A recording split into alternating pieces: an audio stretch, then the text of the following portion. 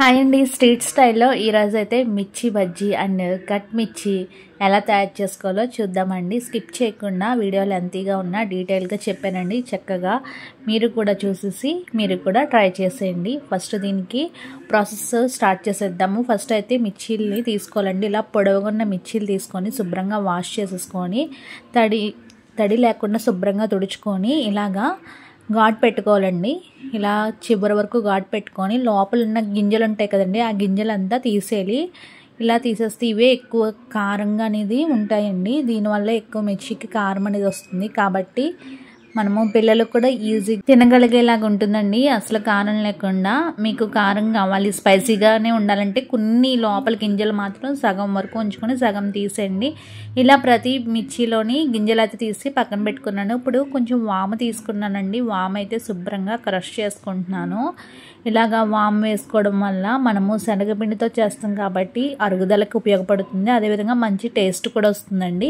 ఇలా వాము ఇలా క్రష్ చేసుకున్న వాము, అదేవిధంగా దీంట్లోకి మనము ఇప్పుడు కొంచెం సాల్ట్ వేసుకోనండి. మరీ ఎక్కువ వేసుకోకుండా లైట్గా వేసుకొని, అదేవిధంగా దీంట్లోకి ధనియాలు జీలకర్ర పొడి, చాట్ మసాలా వేస్తున్నానండి.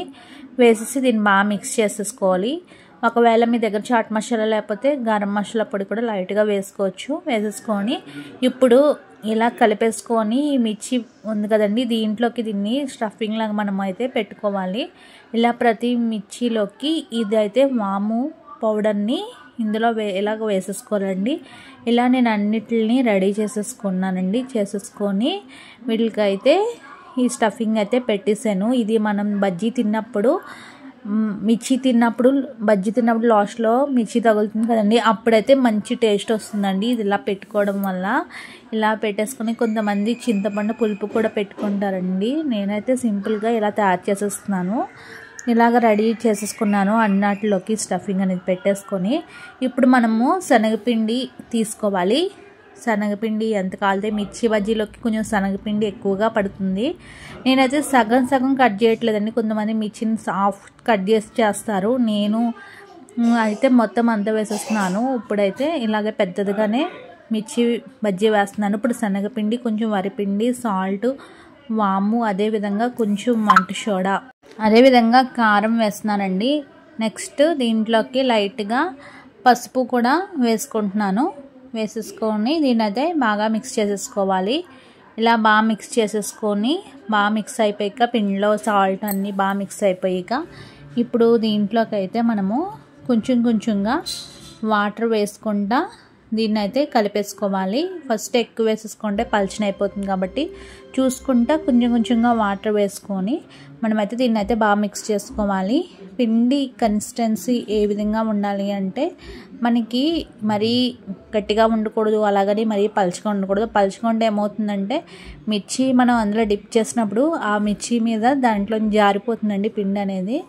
ఇలాగా ఉంటే సరిపోతుంది. మనం వేలు పెట్టి చూస్తే మనకి ఎంత మందంగా తగిలిందో వేలికి ఆ విధంగానే మనకి మిర్చికి కూడా అంటుకుంటుంది. తర్వాత దీన్ని అయితే చూసారు కదా, ఇలా రోల్ చేసుకొని ఇలా వేసేసుకోవడమే. బాగా హీట్ చేసిన ఆయిల్ మీడియం ఫ్లేమ్ మీద వీటిని అయితే వేపుకోవాలండి. కొంచెం గోల్డెన్ కలర్ వచ్చిన తర్వాత తీసేసుకోవాలి. కానీ మీడియం ఫ్లేమ్ మీద ఎక్కువ ఫ్రై చేసుకోండి, ఎందుకంటే లోపల మిర్చి కూడా మనకి బాగా వేగాలి కాబట్టి. పైన పిండి వేగిపోయి మిర్చి కొంచెం పచ్చి పచ్చిగా ఉన్నా అసలు బాగోదండి. చూసారు కదా, ఇలా కలర్ వచ్చిన తర్వాత తీసేసుకొని దీన్ని అయితే పక్కకి పెట్టేసుకోవడమే. ఈ విధంగా అన్ని మిర్చిల్ని మనం అయితే ఫ్రై చేసుకోవాలి. అంతేనండి, మిర్చి బజ్జీ రెడీ అయిపోయింది. చాలా బాగుంది కదా.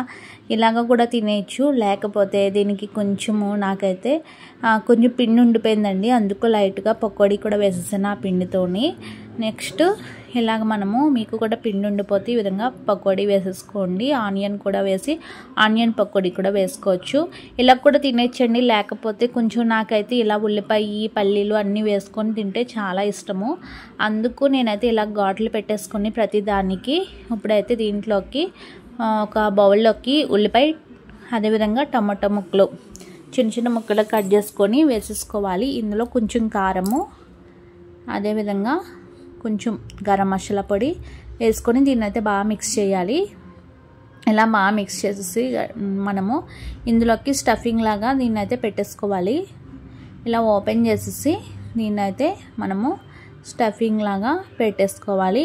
అదేవిధంగా దీంట్లోకి మనము కొంచెం నేనైతే వేపుకున్న పల్లీలు ఉన్నాయండి, ఆ పల్లీలని తొక్క తీసి వేపుకున్న పల్లీలు ఉంటాయి కదా, ఆ పల్లీలు వేసుకుంటున్నాను. పైన వేసేసుకొని దీనిపైన నేనైతే కొంచెం నిమ్మరసం పిండుకుంటున్నాను.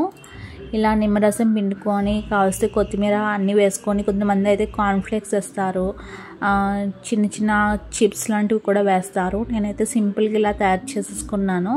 అంతేనండి, మిర్చి బజ్జీ రెడీ అయిపోయింది. నెక్స్ట్ ఐటమ్ కట్ మిర్చి.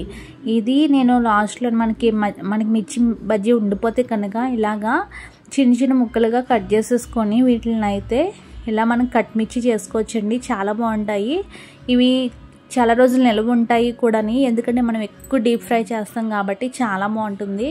నాకు మిర్చి బజ్జీ కన్నా ఈ కట్ మిర్చి కూడా చాలా ఇష్టము. మనం ఏమైనా పప్పుచారు, సాంబారు అలాంటి వాటిలో కూడా ఇవి వేసుకొని తినడానికి కూడా చాలా బాగుంటాయి. ఇలా మనం చిన్న చిన్న ముక్కలు కట్ చేసేసుకొని బాగా వేడి చేసిన నూనెలో ఇలాగ మనం వేపేసుకోవాలి మీడియం ఫ్లేమ్ మీద. దీన్ని డీప్ ఫ్రై చేయాలండి, వెంటనే తీసేయకూడదు. లోపల మిర్చి కూడా మంచి కలర్ వచ్చేంత వరకు వీటిని అయితే వేపుకోవాలి. చూసారు కదా, ఇలా టర్న్ చేసుకుంటా అటు ఇటుని మనమైతే వీటిని వేపుకోవాలి. కొంచెం మనకి గోల్డెన్ కలర్లోకి టర్న్ అవుతా లోపల మిర్చి కూడా బాగా వేగిపోయి చూసారా, బ్రౌన్ కలర్లో వచ్చినాయి. అప్పటి వరకు ఖచ్చితంగా వేపుకోవాలి. చూసుకుంటా మాడిపోకుండా చూస్తూ ఉండండి. అంతేనండి, కట్ మిర్చి కూడా రెడీ అయిపోయింది. మీకు నచ్చిందా ఈ వీడియో? మీకు కూడా చాలా యూజ్ అవుతుందని నేను ఈ వీడియో అప్లోడ్ చేశానండి. నచ్చితే లైక్ చేసి షేర్ చేయండి. థ్యాంక్స్.